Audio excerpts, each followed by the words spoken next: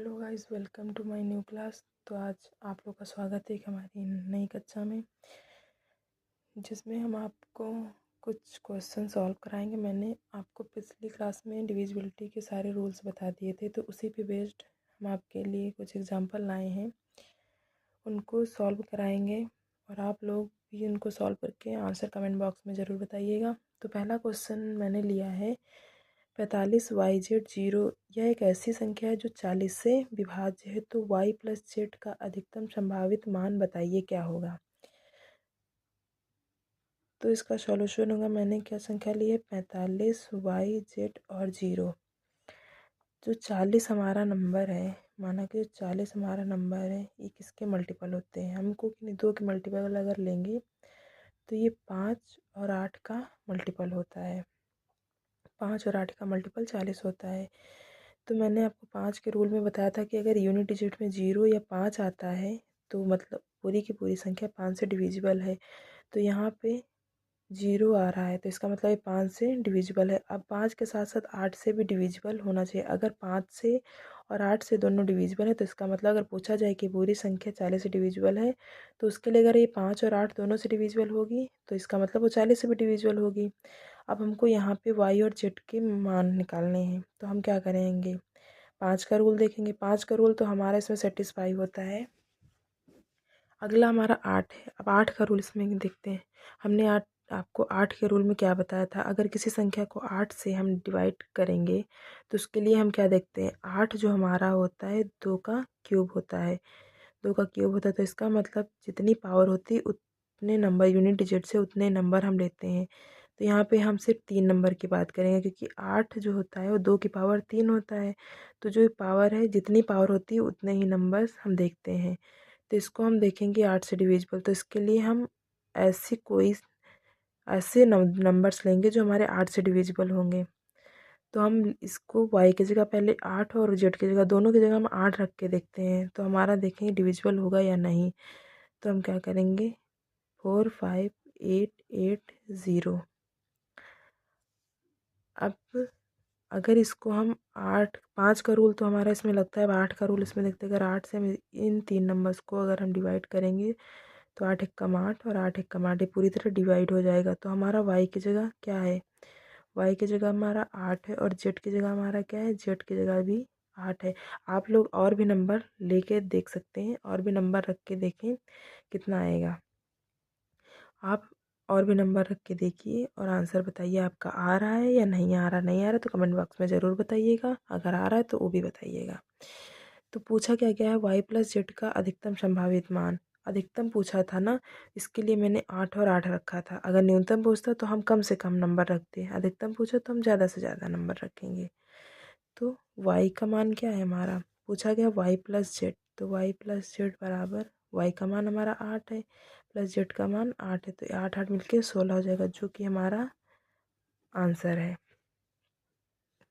आप लोग भी इसको सॉल्व करिएगा, और अगर कोई भी ऐसे क्वेश्चन में डाउट आता है तो हमें कमेंट बॉक्स में क्वेश्चन बताइएगा, हम आपको उसका सॉल्यूशन बताएंगे। अगला हमने क्वेश्चन लिया है 389x6378y। अब हम पूछा गया है क्वेश्चन में कि ये 72 से विभाजित है, तो अगर ये संख्या 72 से विभाजित है तो 6x प्लस 7y का मान बताओ। तो हमारी संख्या क्या है, 389x6378y है, ये दी हुई है। अब उसने पूछा है ये 72 से डिवाइड है कि नहीं, तो 72 के मल्टीपल होते हैं 8 और 9। 72 के जो मल्टीपल है वो 8 और 9 है। तो हम इसमें 9 का रूल देखते हैं, 9 का डिविजिबिलिटी रूल क्या है। तो सबसे पहले जो 9 के मल्टीपल हैं उनको हम हटाते हैं, तो हमारा 9 का, ये हमारा 9 का मल्टीपल है, ये हमारा 9 का मल्टीपल है, और जो हमारा है, और हमारा 8 7 15, 15 3 18, ये भी 9 का 9 से डिवाइड हो जाएगा। हमारा बचता है कितना है, हमारा बचता है 8 plus x plus y divide by 9। हमने 9 का मल्टीपल तो देख लिया। अब अगर हम 8 का मल्टीपल इसमें देखते हैं तो 8 के मल्टीपल के लिए हम लास्ट के 3 डिजिट देखेंगे। तो इधर आपको बताते हैं 8 के मल्टीपल के लिए, तो 8 के मल्टीपल के लिए अगर हम लास्ट के 3 डिजिट लेंगे तो हमारा यहाँ पे क्या है 78। अगर हम 8 से इसको डिवाइड करेंगे तो कितना आएगा हमारा 8 9 72 आएगा। 8 9 72, हमारा रिमाइंडर बचेगा 6। अब 6 यहाँ पे ऐसा नंबर ले जो हमारा 8 से डिवाइड हो जाए। अगर हम 2 लेते हैं तो हमारा 8 61 हो जाएगा, तो हमारा 8 से डिवाइड नहीं होगा।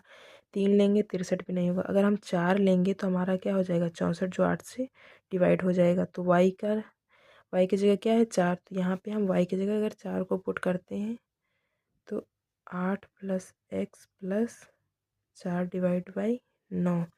अब हम देखते हैं 8 और 4 12। 12 हमारा 9 से डिवाइड नहीं होता है, तो x की जगह ऐसी कोई संख्या लेंगे जिनको ऐड करने पे 9 से डिवाइड हो जाएगा। तो हम x की जगह क्या लेंगे 8 और 4 12। अगर हम 6 ले लेंगे x की जगह तो 12 6 18 हो जाएगा, जो हमारा 9 से डिवाइड हो जाएगा। तो हम x की जगह क्या रखेंगे 6। तो 8 + 6 + 4 डिवाइड बाई 9। तो ये 6 4 10 8 18 डिवाइड बाई 9। तो ये हमारा 9 से डिवाइड हो गया। अब हमने क्या x की जगह हमने क्या रखा 6, और y की जगह क्या रखा था 4। अब हमारा x का मान निकला है 6 और y का मान निकला है 4। उस क्वेश्चन में पूछा गया है 6x + 7y का मान, तो हम इसको पुट करते हैं। 6x की जगह हमारा क्या है 6 + 7y की जगह हमारा क्या है 4।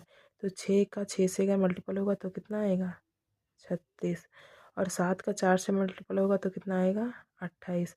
अगर इन दोनों को हम ऐड करेंगे तो हमारा कितना आ जाएगा 64, जो कि हमारा आंसर है। अगर इस क्वेश्चन में आपको कोई भी डाउट हो तो आप हमसे पूछ सकते हैं।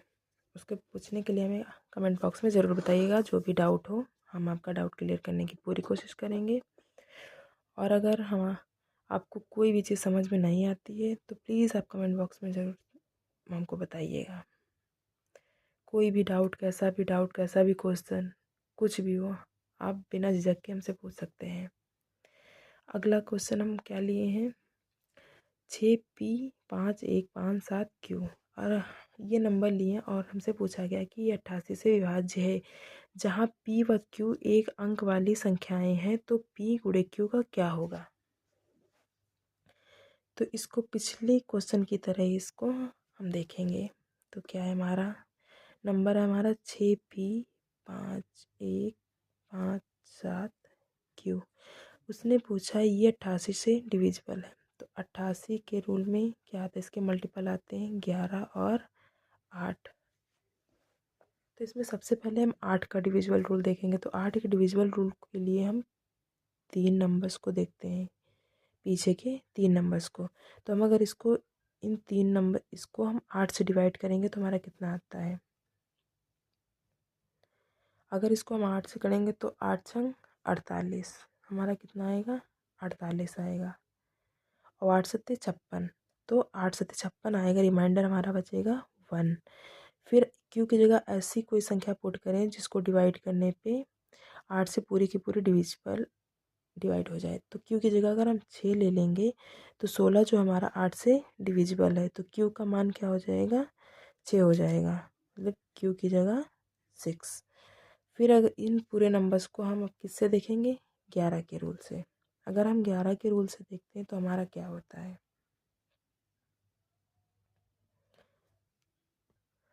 11 का रूल क्या कहता है कि एक नंबर छोड़कर हम लेंगे, फिर जो हमारे बचे हुए नंबर्स हैं उनको ऐड करके घटा देंगे। तो हमारा 6 5 11, तो क्या करेंगे 6 + 5 + 5 + क्यू की जगह हमारा 6, माइनस किसको करेंगे p + 1 + 7, तो 7 1 8 + p।